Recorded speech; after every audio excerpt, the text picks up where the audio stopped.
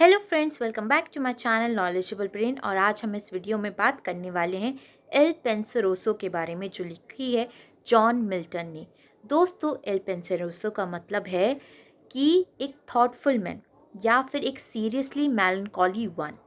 तो चलिए बिना टाइम वेस्ट करे वीडियो की शुरुआत करते हैं। मैंने ऑलरेडी एल लेग्रो को अपने चैनल पे अपलोड किया है, आप जाके मेरे चैनल पे देख सकते हैं। एल पेंसरोसो एक इटालियन है थॉटफुल मैन या फिर सीरियस मैन या फिर मेलनकॉली मैन के लिए। ये पोएम पब्लिश हुई थी 1645 में। ये एक लिरिक पोएम है जिसमें इनाबिक टेट्रामीटर का यूज हुआ है। इसकी राइमिंग स्कीम मोस्टली AABB है। इसका मूड सीरियस, कंटेम्पलेटिव और ड्रीमी है। और थीम है rejection of worldly Joy, love for solitude, meditation, spirituality, art and deep learning. और ये कॉन्ट्रास्ट में है एलेग्रो पोएम के। इसको मैंने ऑलरेडी अपने चैनल पर डिस्कस किया है, आप जाके मेरे चैनल पर देख सकते हैं। दोस्तों, चलिए अब पोएम को लाइन बाय लाइन डिस्कस करते हैं। पोएम की शुरुआती लाइन में स्पीकर बोलते हैं, हैंस वेन डिल्यूडिंग जॉयस। दोस्तों, वेन जॉयस का मतलब है खोखली खुशियां। पोएट कहता है कि उसको खोखली खुशियां उसकी लाइफ से दूर हो जाए। ये सिर्फ इल्यूजन है, एक भ्रम है बिना किसी फाउंडेशन के। आगे स्पीकर बोलता है, the brood of folly without father bred, how little you bestead or fill the fixed mind with all your toys. Joys को, खुशियों को फुलिशनेस की संतान बोला है, चाइल्ड बोला है, जो मन को कलरफुल डिस्ट्रैक्शन से भर देता है, जैसे कि मानो कोई सपने हो। आगे वो कहते हैं, dwell in some idle brain and fences found with gaudy shapes possesses as thick and numberless as the gay motes the people that sunbeams or like as hovering dreams, the fickle pensioners of Morphe's strain। यहाँ पे speaker ये कह रहा है कि ये जो Joy होते हैं, ये मतलब जो खुशियां होती है, वो किसी ड्रीम की तरह होती है, सपने की तरह होती है। मॉर्फीज है स्लीप ऑफ गॉड। यहाँ स्पीकर कह रहा है कि मॉर्फीज के फॉलोअर की तरह अनरियल और टेम्परेरी होती है। आगे स्पीकर बोलता है, but hail thou goddess sage unholy, hail divinest melancholy, whose saintly visage is too bright to hit the sense of human sight, and therefore to our weaker view, aura laid with black state wisdom hue। अब poet यहाँ पे welcome कर रहा है melancholy को, गम को, गंभीरता को, जिसे वो एक वाइस और एक डिवाइन देवी के रूप में देख रहा है। वो इतनी सेक्रेड है कि ह्यूमन आइज उसको डायरेक्टली देख भी नहीं सकती। यहाँ पे स्पीकर ये बोल रहा है, उसने मेलनकॉली को देवी बोल दिया है, काफी वाइस है। आगे वो बोलता है, black but such a esteem prince man and sister might beseem और that starred Ethiop queen the strobe to set her beauty's praise above the sea nymphs and their powers offended। यहाँ पे speaker बता रहा है कि जो melancholy है उसका रंग काला है, ब्लैक है, लेकिन वो ग्रेस और डिग्निटी से भरी हुई है, जैसे एशियंट यूथोपिया की राजकुमारी हो। दोस्तों, स्पीकर यहाँ पे ये कह रहे हैं कि जो खुशियाँ होती है वो खोखली होती है, धोखेबाज होती है, जो इंसान के मन में कभी भी सेटिस्फेक्शन या पीस नहीं ला सकती है। और यहाँ पे जो स्पीकर हैं वो मेलनकॉली को एक देवी के रूप में मान रहे हैं और उन्हें प्रणाम कर रहे हैं, जिसे वो सच्चाई, समझ और ज्ञान की सूरत मानते हैं। उसका रूप दोस्तों इतना पवित्र और उज्जवल है कि आम इंसान की आंख उसे सीधा देख ही नहीं सकती। इसलिए वो डार्क, अंधेरे रंग में विजडम के साथ कहीं छुपी रहती है। पोएट इस बात को हाईलाइट करते हैं कि असली ज्ञान और स्पिरिचुअल डेप्थ खोखली खुशियों में नहीं है, बल्कि सीरियस थॉट और मेलनकॉली में छुपी होती है। With all your toys. Joys को, खुशियों को फुलिशनेस की संतान बोला है, चाइल्ड बोला है, जो मन को कलरफुल डिस्ट्रैक्शन से भर देता है, जैसे कि मानो कोई सपने हो। आगे वो कहते हैं, dwell in some idle brain and fences found with gaudy shapes possesses as thick and numberless as the gay motes the people that sunbeams or like as hovering dreams, the fickle pensioners of Morphe's strain। यहाँ पे speaker ये कह रहा है कि ये जो Joy होते हैं, ये मतलब जो खुशियां होती है, वो किसी ड्रीम की तरह होती है, सपने की तरह होती है। मॉर्फीज है स्लीप ऑफ गॉड। यहाँ स्पीकर कह रहा है कि मॉर्फीज के फॉलोअर की तरह अनरियल और टेम्परेरी होती है, आगे स्पीकर बोलता है, but hail thou goddess sage and holy, hail divinest melancholy, whose saintly visage is too bright to hit the sense of human sight, and therefore to our weaker view, aura laid with black state wisdom hue. अब poet यहाँ पे welcome कर रहा है melancholy को, गम को, गंभीरता को, जिसे वो एक वाइस और एक डिवाइन देवी के रूप में देख रहा है। वो इतनी सेक्रेड है कि ह्यूमन आइज उसको डायरेक्टली देख भी नहीं सकती। यहाँ पे स्पीकर ये बोल रहा है, उसने मेलनकॉली को देवी बोल दिया है, काफी वाइस है। आगे वो बोलता है, black but such a esteem prince man and sister might beseem, or that starred Ethiop queen the strove to set her beauty's praise above the sea nymphs and their powers offended. यहाँ पे speaker बता रहा है कि जो melancholy है उसका रंग काला है, ब्लैक है, लेकिन वो ग्रेस और डिग्निटी से भरी हुई है, जैसे एशियंट यूथोपिया की राजकुमारी हो। आगे वो बोलते हैं, yet thou art higher far descended, the bright hair Vesta along of your to solitary Saturn bore. His daughter, she in Saturn's reign, such mixture was not held a stain. Often glimmering bowers and glades, he met her in secret shades. अब poet यहाँ पे melancholy को एक divine origin देता है। वो कहता है कि मेलनकॉली का जन्म वेस्टा से हुआ है। वेस्टा सेक्रेड फायर की देवी है, पवित्र अग्नि की देवी है, और सैटर्न जो गॉड है टाइम के, उससे मेलनकॉली का जन्म हुआ है। यहाँ पे स्पीकर ये कह रहे हैं, और ये भी कह रहे हैं कि उस वक्त पर जब सैटर्न रूल कर रहा था, जो कि गोल्डन एज है इन माइथोलॉजी, उस वक्त पे रोमांटिक और डिवाइन यूनियन, एक इमॉर्टल की डिवाइन और एक मॉर्टल के बीच में शेमफुल कंसिडर नहीं किया जाता था। और यहाँ पे स्पीकर ये भी कह रहा है कि मेलनकॉली से जो सैटर्न है वो अक्सर मिला भी करता था ओपन फॉरेस्ट में, जो सीक्रेट पीसफुल स्पॉट है, क्वाइट प्राइवेट मीटिंग्स के लिए बिल्कुल परफेक्ट थे। आगे वो कहता है, of woody Ida's in a most grove. दोस्तों, माउंट आइडा एक सीक्रेट और एक माइथोलॉजिकल फॉरेस्ट प्लेस है, जिसका यहाँ पे रेफर किया है पोएट ने, और कह रहे हैं, while yet there was no fear of Jove. ये बोल रहे हैं ये उस वक्त की बात है जब लोगों के अंदर डर नहीं था अपने किंग के लिए। जोव को रेफर किया है जो कि है ज्यूस, जो सजेस्ट करता है एक पीसफुल और एक इनोसेंट एटमॉस्फेयर को। आगे पोएट कहते हैं, कम pensive nun, devout and pure, sober, steadfast and demure, all in a robe of a darkest green, following with a majestic train, and sable stole of cypress lawn over thy decent shoulders drawn. अब यहाँ पे poet जिक्र कर रहा है pensive none का, जो कि एक सिंबॉलिक फिगर है मेलनकॉली के लिए, किसी सीरियस सिचुएशन के लिए। ये जो नन है प्योर है, पीसफुल है, सीरियस है, मॉडेस्ट है, और उसने जो कपड़े पहने उसका भी जिक्र हुआ है कि वो डार्क कलर का एक उसने रोब पहन रखा है। उसके पीछे से एक ट्रेल जा रही है, काफी ज्यादा लंबी है, जो एक मैजेस्टिक अपीयरेंस दे रहा है उसे। इसके अलावा उसने एक स्टेबल स्टोल पहना है, जो कि एक ब्लैक एलिगेंट क्लोथ है, एक स्कार्फ है, जो साइप्रस लॉन से बना है, जो कि एक थिन मॉर्निंग फैब्रिक है, जो सिंबलाइज करता है सॉरो को, डेप्थ को। में उसके जो शोल्डर्स है पूरी तरीके से कवर्ड है। आगे स्पीकर बोलता है, come but keep thy wonted state with even step and musing gait, looks commercing with skies, thy rapt soul sitting in thine eyes. दोबारा से पोएट जो है कंटिन्यू कर रहा है, मेलनकॉली को इनवाइट कर रहा है, या फिर उस पेंसिव नन को इनवाइट कर रहा है जो कि मेलनकॉली है। वो बोल रहा है कि तुम आओ, लेकिन पूरी डिग्निटी के साथ आओ, एक ट्रू नेचर के साथ आओ। कह रहा है कि तुम्हें बहुत ही मैनरफुल चलना है, अपना सिर आसमान में उठाते हुए आना है, ऐसा शो करना है कि तुम्हारी जो थॉट है वो बहुत ही स्पिरिचुअली हाई है, तुम हाई स्पिरिचुअल थॉट में खोई हुई हो। तुम्हारी जो आईज है वो ऐसे अपीयर होनी चाहिए जैसे उसमें पूरा होली पैशन भरा हुआ हो, फ्रोजन लाइक मार्बल, पता हो कि उसे क्या करना है। आगे स्पीकर कहते हैं, there held in holy passion still, forget thyself to marble till. यहाँ पे स्पीकर कह रहे हैं कि जो उसकी चाल हो वो धीमी हो, सोच विचार से भरी हुई हो, उसकी आंखों में उसकी सोल दिखती हो जो आसमान से जुड़ी है, With the set leading downward cast, thou fix them on the earth as fast, and John with these calm, peace and quiet.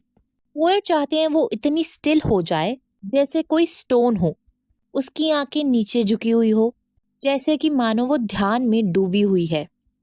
Peace and quiet spare fast that off with God's taut tight. Melancholy के साथ piece यानी शांति, quite और fast यानी उपवास, ये सब भी आए.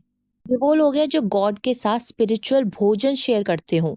And hears the muse in a ring, aye round about Jove's altar sing, and add to this retired leisure that in trim gardens take his pleasure. तो यहाँ पे स्पीकर ये कह रहे हैं कि उन्हें म्यूजिस की भी आवाज सुनाई दे रही है. म्यूजिस है goddess of poetry, art, dance, जिनको सिंगिंग ऑफ द सर्कल भी बोला गया है. यहाँ पे इमेजिन कर रहे हैं कि जो वो म्यूजिस हैं, वो जो गॉडेस हैं, वो डांस कर रही हैं, गाना गा रही हैं ऑल्टर में, ऑल्टर ऑफ लव में, जो कि ज्यूस का ऑल्टर है. रिप्रेजेंट कर रहा है डिवाइन इंस्पिरेशन और आर्टिस्टिक वर्शिप को. इसके बाद पोएट ने लिखा है add to this retired leisures. इसका मतलब है कि वो पीसफुल सॉलिट्यूड को भी वेलकम करता है कि इस नोबल कंपनी में वो ज्वाइन हो. जो रिटायर्ड लेजर है, एक शांत, एक सोच विचार भरे आराम का सुकून है, जो सजाए गए बगीचों में खुशियों को ढूंढता है, जो ब्यूटी, विजडम, ऑर्डर, रिफ्लेक्शन का सिंबल है. आगे स्पीकर बोलते हैं but first and chiefest with थी ब्रिंग. इसका मतलब है कि सबसे पहले और सबसे जरूरी है उस व्यक्ति को साथ में लाओ. Him that Yon source on golden wing. वो इंसान जो सुनहरे पंखों में ऊपर आसमान में उड़ता है. Guiding the fiery wheel throne. जो आग के चक्के वाली व्हील पे वो चलाता हो. यहाँ पे एक हेवनली बील या एंजल्स को डिस्क्राइब किया है पोएट ने. और आगे कहते हैं द चेरेब कंटेम्पलेशन. ये इंसान एक एंजेलिक स्पिरिट हो, डीप थॉट और मेडिटेशन की. And the mute silent hist along less Philomel while deign a song. इसके अलावा वो एकदम शांत साइलेंस को भी साथ में लाए, जो सबको चुप रहने के लिए कहती हो, जब तक फिलोमिल यानी बुलबुल पक्षी जो है अपनी मीठी आवाज में कुछ गा ना दे. इन हर स्वीटेस्ट सैडेस्ट प्लाइट. वो दुख भरी अपनी सबसे मधुर आवाज में गाती है. Soothing rugged bro of night. उसकी आवाज रात के भयानक चेहरे को भी शांत कर देती है, नरम कर देती है. While Cynthia checks her dragon yoke gently o'er the accustomed oak. Cynthia यानी कि चांद की जो देवी है, अपनी रोशनी से पुराने जाने माने ओक ट्री के ऊपर से आराम से गुजरती है. यहाँ पे स्पीकर ये कहना चाह रहे हैं जो डीप थॉट है वो पीस लेकर आए. स्वीट सॉरोफुल सॉन्ग हो नाइटेंगल का, जेंटल लाइट हो मून की. ये सारी एलिमेंट्स टुगेदर एक पीसफुल एटमॉस्फेयर को क्रिएट करें, जो कि परफेक्ट है एक सीरियस सिचुएशन के लिए. आगे वो बोलते हैं sweet bird that शनिंग noise of fully most musical most melancholy. वो बोल रहे हैं उस बुलबुल को जो दुनिया के शोर और मूकता से, फुलिशनेस से दूर रहती है, कि तुम्हारी आवाज सबसे मधुर है और सबसे उदास भरी भी. ये कहते हैं दी chantress of the wood among I woo to hear thy even song. यहाँ पे स्पीकर ये बोल रहे हैं तुम गाने वाली चिड़िया, मैं तुम्हें अक्सर जंगलों में ढूंढता हूँ. मैं चाहता हूँ कि शाम के वक्त मैं तुम्हारा गीत सुनूं. And missing thee I walk unseen on the dry smooth shaven green. और जब मुझे लगता है कि मैं तुम्हें नहीं पा सकता तो मैं चुपचाप अकेला वहां पे घूमता हूँ, उस सूखे और अच्छे से कटे हुए घास पर, जहाँ शांति होती है. Behold the wandering moon riding near her highest noon. मैं उस घूमते हुए चांद को भी देखता हूँ, जो शांत रूप से चल रहा होता है, जब धीरे धीरे आगे आ रहा होता है. और जब वो अपने रात में सबसे ऊंचे पॉइंट पर होता है, मैं तब भी उसको देखता हूँ. आगे कहते हैं like one that had been led astray through the heaven's wide pathless way. ऐसे लगता है जैसे चांद भी रास्ता भटक गया हो, अकेला घूम रहा हो आसमान के उस एंडलेस पाथ में, जहाँ पे कोई डायरेक्शन नहीं है, कोई पाथ नहीं है. And oft as if her head she bowed, stooping through felcy cloud. चांद अक्सर ऐसे लगता है जैसे वो अपना सर झुका रही हो। दोस्तों यहाँ पे ना जो चांद है वो शी है, अकॉर्डिंग टू ग्रीक माइथोलॉजी। चांद जो है वो अपना सिर झुका रही है जैसे वो बादलों के नीचे से गुजर के निकल रही हो। Oft on a flat of rising ground I hear the far off curfew sound. Poet ये कह रहे हैं जब अक्सर मैं किसी ऊंचाई वाली जगह पे खड़ा होता हूँ तो मुझे काफी दूर से जो शाम का जो घंटा बजता है उसकी आवाज भी सुनाई देती है। ओवर सम वाइड वाटर शोर swinging slow with sullen roar. जैसे कि वो जो बेल है, जो कर्फ्यू बेल है, वो किसी समुंदर के पार से आ रही हो और वो जो बेल है वो धीरे धीरे एक उदास भरी गूंज के साथ बजता है। Or if the air will not permit some still removed place will fit. ऐसा लगता है अगर हवा तेज हो तो वो आवाज सुनाई ही नहीं देगी, तो वो आवाज इतने दूर से आ रही है। ऐसी जगह जहाँ पे शांति हो, जहाँ कोई आता जाता नहीं हो, वो जगह बिल्कुल अच्छी है। Where glowing embers through the room teach light to counterfeit a gloom. एक ऐसा कमरा हो जहाँ पर रोशनी है वो थोड़ी एक फायर प्लेस से आ रही हो, जहाँ धीमी धीमी रोशनी आ रही हो। वो रोशनी इतनी हल्की होती है कि वो अंधेरे जैसी लगती है, एक शेडो जैसी लगती है। Far from all resort of mirth save the cricket on the hearth. Mirth का मतलब जॉय है। ये जो जगह है वो सभी हंसी मजाक और शोर शराबे से काफी दूर है और वहां पे कोई भी आवाज नहीं है, सिर्फ एक झिंगूर की आवाज आती है, क्रिकेट की आवाज वहां पे आती है फायर प्लेस के पास से।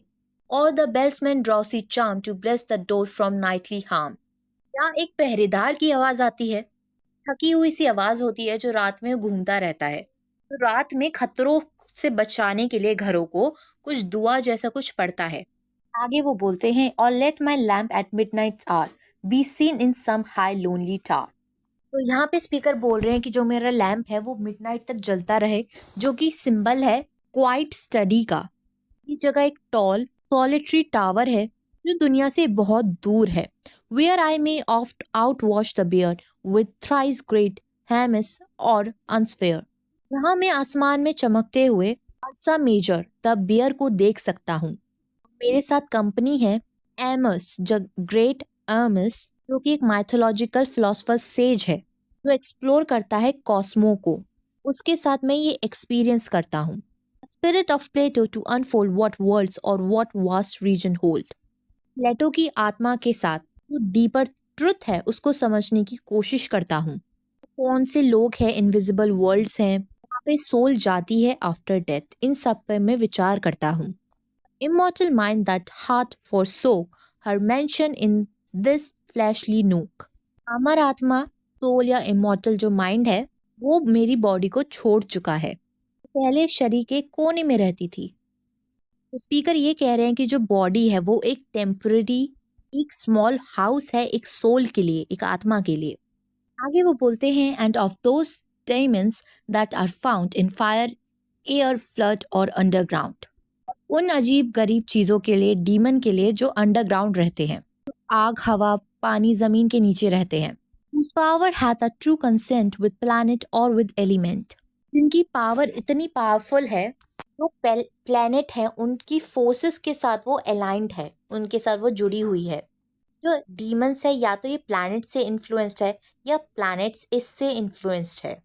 Sometime let gorgeous tragedy in sceptress Paul come sweeping by।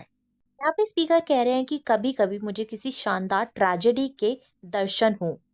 ये चाहता हूँ मैं किसी राजा की तरह एक रॉयल क्लॉक पहनूं और ग्रेसफुली इधर उधर से गुजरूं, presenting Thebes or Pelops line or the tale of Troy divine. जैसे कि किसी थीप्स की कहानी है, जैसे कि ओडिपस रेक्स, पिलोप्स का जो वैनिश होना था, उसे श्राप मिला था, या फिर डिवाइन ट्रॉय की कहानी, बैटल ऑफ ट्रॉय जो है उसकी कहानी, जैसे हेलेन, अर्चलीज की महान कहानी से मैं जुड़ा हूँ। और what though rare of later age ennobled had the buskined stage. कोई भी ट्रेजिक वर्क जो लिखा गया हो या फिर जो रिसेंट टाइम्स में कोई स्टेज या फिर किसी प्ले का हिस्सा हो, उन सब का वो पार्ट बनना चाहते हैं। इन लाइनों में अभी तक हमने जाना है कि जो पोएट है वो इमेजिन कर रहे हैं कि वो फिलॉसफी को पढ़ेंगे, वो सोल को समझ चुके हैं, सोल और डेथ को सब कुछ समझ चुके हैं। वो एक्सप्लोर कर चुके हैं मिस्टीरियस नेचर ऑफ कॉस्मो का। देख रहे हैं ग्रेट ट्रेजिक ड्रामा जो कि फेट और सफरिंग से भरा हुआ है। आगे वो कहते हैं, but O sad virgin that thy power might raise persistence from his power. यहाँ पे स्पीकर ये कह रहे हैं कि ओ मेलनकॉली, काश तुम तुम्हारी शक्ति से मॉसियस को रेस्टिंग प्लेस से जगा सको, मृत्यु से जगा सको। मॉसियस जो है एक ग्रीक पोएट है जिसका स्पीकर यहाँ पे जिक्र कर रहे हैं। Or bid the soul of Orpheus sing such notes as warble to the string, या फिर ऑर्फियस की आत्मा को उससे तुम फिर से गीत गवा सको। इतने ब्यूटीफुल गीत जो अब वो अपनी हार्प लाइक इंस्ट्रूमेंट पर बजाया करता था। Drew iron tears down Pluto's cheek and made hell grant what love did seek. ये जो गीत हैं, ये जो नोट्स हैं, वो प्लेटो ने, जो अंडरवर्ल्ड का गॉड है, वो उसको भी रुला दे, उसके गाल पर लोहे जैसे आंसू ला दे, वो हेल को मजबूर कर दे कि वो प्यार की इच्छाओं को पूरा कर दे, ऑर्फियस की पत्नी यूरिडिसिस को वापस कर दे। आगे वो कहते हैं, or call up him that left half told the story of Cambuscan bold, या फिर चौसर को जिसने अपनी टेल को इनकम्प्लीट छोड़ दिया था, उसको वापस बुला ले। ने जो बहादुर राजा कैम्बस्कन की कहानी को छोड़ दिया था उसको वो पूरा कर दे। Of Camball and of Algarsife who had Canace to wife, जिसमें कैम्बस्कन के बेटे दोनों बॉल और एल्गेरिसिफ का भी जिक्र था, और जिससे उन्होंने शादी की थी उसका भी जिक्र था। सारे करेक्टर्स जो हैं चौसर की टेल के पार्ट थे। That owned the Varshis ring and glass and of the wondrous horse of brass. कैनिस के पास एक जादुई रिंग थी और शीशा था। रिंग से वो जानवरों की बात को समझ जाती थी, जो शीशा था वो भविष्य दिखा देता था। एक चमत्कारी पीतल का घोड़ा भी था जो उड़ सकता था। कुछ एलिमेंट्स थे, आइटम्स थे, चौसर के दौर में मेंशन थे। और which the traitor king did ride, tartar king जो है कैम्बस्कन है, तो उस जादुई पीतल के घोड़े पर सवार हुआ करता था। आगे वो कहते हैं, and if aught else great bards beside in sage and solemn tunes have sung। और अगर किसी और इम्पोर्टेंट पोएट ने भी कुछ इम्पोर्टेंट गाया हो, कुछ बोला हो, जिसने किसी वाइस या सीरियस टोन में गाया हो, फुल ऑफ मीनिंग से, of tourneys and the trophies hung of forests and enchantments drear, कोई मेडिवल टूर्नामेंट या प्राइज को जीता हो, कोई ग्लोरी की कहानियां हो, या फिर कोई अंधेरी झाड़ियों में छिपे हुए जादू टोना या राक्षसों की कहानी हो, सब में स्पीकर को इंटरेस्ट है। Where more is meant than meets the ear, does night of see me in thy pale career, till civil suited morn appear। उन कहानियों में जो कहा गया उससे ज्यादा कुछ अर्थ, कुछ मीनिंग छुपा हुआ हो उनमें। उसके बाद वो रात को कह रहे हैं कि तुम मुझे ये चांदनी वाले सफर पर अक्सर देखना, जब तक कोई जेंटल या मॉडेस्ट मॉर्निंग मेरी जिंदगी में ना आ जाए। यहाँ पे पर्सोनिफिकेशन का यूज हुआ है, नाइट और मॉर्निंग दोनों को ह्यूमन क्वालिटीज दी है स्पीकर ने। Not tricked frounce as she was wont with the Attic boy to hunt, जैसे वो पहले सज के आती थी वैसे नहीं, जब वो ग्रीक देवता ओफिलस के साथ शिकार पर जाया करती थी वो रूप नहीं, but catch श्रिफ्ट in a Kamli cloud while rocking winds are piping loud, बल्कि एक सुंदर बादल के दुपट्टे की तरह में लिपटी हुई सुबह हो, वो तेज हवा जोर से चल रही हो, सीटियों की आवाज बज रही हो, वैसे वो आए मेरे पास।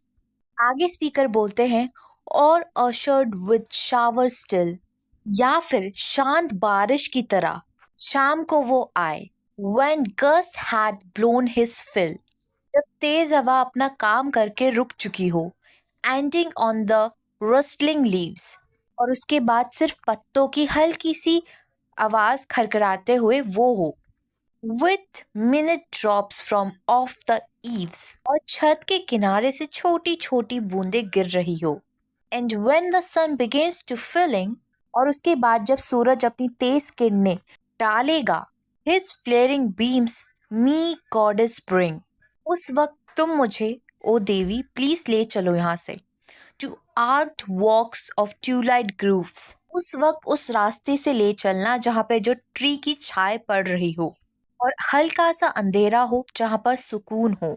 And shadows brown Selvan loves, और वो भूरी सी शेडो जिसको जंगल के देवता सेल्वन पसंद करते हैं, ऑफ पाइन और मॉन्यूमेंटल ओक, चाहे वो पाइन के ट्रीज हो या लंबे लंबे ओक के trees, where the rude axe with heaved stroke, वो ऐसी जगह हो जहां पर किसी ने भी कुल्हाड़ी की तक की आवाज ना सुनी हो, was never heard the nymphs to daunt or fright them from their hollowed haunt, जो कभी भी जंगल की सुंदर देवियों को डरा ना पाए और ना ही उनके पवित्र जो स्थान है, सेक्रेट प्लेस है, उससे किसी वहां से भगाया गया हो उसे। They are enclosed covered by some brook where no profaner eye may look, यानी कि वहां किसी छोटी सी नदी के पास छुपी हुई जगह में, वहां पे जहाँ दुनिया के बुरे लोग, साधारण लोग, नॉर्मल लोग जो है, उनकी नजर कभी भी वहां तक ना पहुंच पाए, वहां पर hide me from day's grayish eye while the bee with hornet thigh, वहां पर मुझे दिन के तेज जो रोशनी है, चुपती हुई रोशनी जो है, का वो प्रकाश जो है सूरज का, उससे मुझे छुपा लो, जब तक मधुमक्खियां अपने शहद से भरे हुए पैरों के साथ that at her floor work dot sing, मधुमक्खियां फूलों पर काम करते हुए मीठी धुन गा रही है, गाना गा रही है, एंड द वाटर्स murmuring, और नदी में भी हल्की सी बहने की आवाज आ रही हो। With such concert as they keep entice the dewy feathered sleep, ये जो नेचर की आवाजें हैं, ये एक म्यूजिकल ग्रुप की तरह लग रही है जो मुझे हल्की सी थकान वाली नींद में पहुंचा रही है। दोस्तों, इस पैसेज में जो मिल्टन है वो एक पीसफुल भरी जगह की उम्मीद कर रहा है, ऐसी जगह जहां पर इंसान जो है नेचर में ही खो जाए, उसकी आवाजों में, उसकी ब्यूटी में खो जाए। हर चीज, बारिश, पेड़, मधुमक्खी, सब ऐसा एटमॉस्फेयर एनवायरनमेंट बनाते हैं जिसमें इंसान अपने आप को भूल जाए और एक गहरे सुकून भरे विचार में खो जाए। आगे स्पीकर बोलता है, and let some strange mysterious dream, यानी कि मुझे एक ऐसा सपना देखने दो जो मुझे मैजिकल लगे, ड्रीमी लगे, जिसमें बहुत सारी मिस्ट्री छुपी हुई हो। Wave out his wings in airy stream, वो ऐसा सपना हो जैसे कि स्पीकर को लगे कि उसके पंख हवा में लहरा रहे हैं। Of lively portraiture displayed softly on my eyelids laid, और उस सपने में मुझे कुछ ऐसी तस्वीरें दिख रही हो जो किसी पेंटर ने बनाई हो, जो बहुत ही नरमी से मेरी बंद आंखों में उतर जाए, मेरे मन में वो तस्वीरें छप जाएं।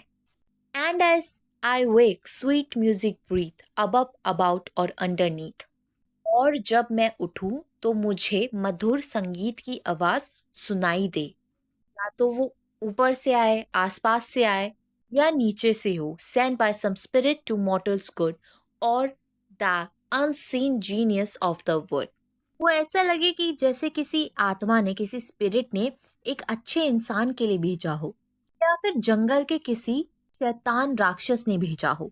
But let my dew feet never fail to walk the studious cloister spale, यानी कि मेरे पैर कभी भी रुके नहीं, मैं हमेशा एक शांत और एक ज्ञान की जगह, जैसे कि कोई मोनेस्ट्री या यूनिवर्सिटी, ऐसे रास्ते पे चलता रहूं, and love the high embowed roof with antique pillars massy proof, मैं ऊंची जो चट्टाने हैं उनसे प्रेम करूं, जिन्होंने पुराने पिलर्स से सहारा ले रखा है, and storeyed Windows richly died casting a dim religious light, ऐसी जगह हो जहाँ पे जो विंडोज है उसमें कुछ कहानियां छुपी हो, जो कहानियां बता रही हो, यानी कि वो शीशे ऐसे रंगीन हो कि वो कोई कहानी बताते हैं, और साथ ही उनके अंदर एक पवित्र रोशनी भी हो, यानी कि कुछ रिलीजियस कहानियां बता रहे हो।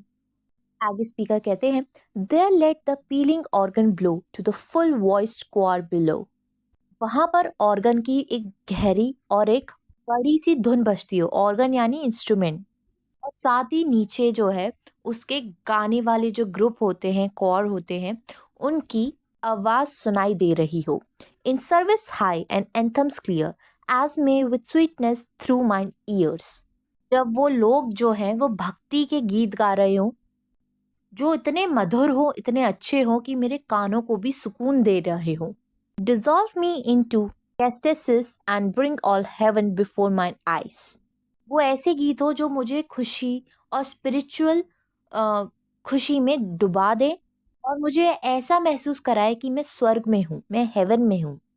And may at last my weary age find out the peaceful hermitage।